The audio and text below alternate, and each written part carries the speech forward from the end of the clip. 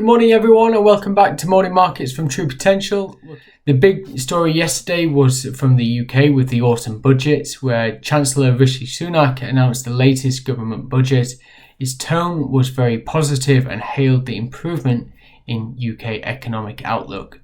The Chancellor announced that the Office for Budget Responsibility, they expect economic activity to return back to pre-COVID levels by the turn of the year. Economic growth is now expected to be at 6.5% for this year and 6% for next. In a typical year, we'd expect economic growth on average at 2%. In terms of inflation, he did recognise the challenge of higher prices, with inflation expected to be at 4% next year, with supply chain issues and higher energy prices persisting as we turn into next year.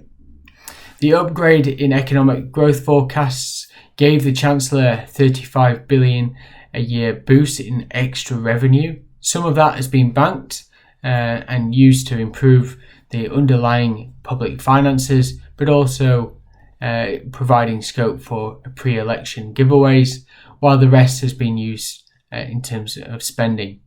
What's encouraging is that the OBR expects public borrowing in 2021 and 2022 to be at $183 billion, well below the $230 billion figure announced in March. Sunak announced a series of spending commitments. Total real-term spending will be at 3.8% at $150 billion, which includes that extra $35 billion in revenues. A lot of the measures had been announced ahead of the statement, including more money for health, infrastructure, education and families. The Chancellor cut a planned increase in fuel duty and alcohol duty and reduced the universal credit taper rate from 63% to 55% to help families.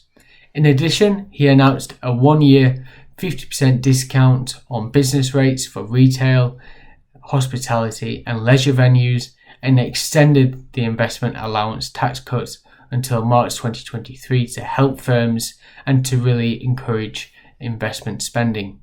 We also saw an increase in the minimum wage for those 23 and older, rising to £9.50 an hour starting in April next year.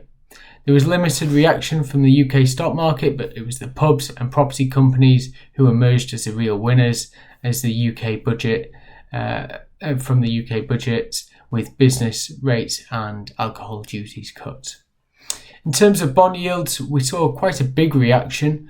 We saw the UK 10-year government bond yield fall 12 basis points to 0.98% and the 30-year gilt yield fall 18 basis points to 1.13%, the biggest one-day move since March 2020. And the big factor was the lower public net borrowing meant that you see less bond supply or less issuance, and less bond supply means higher prices.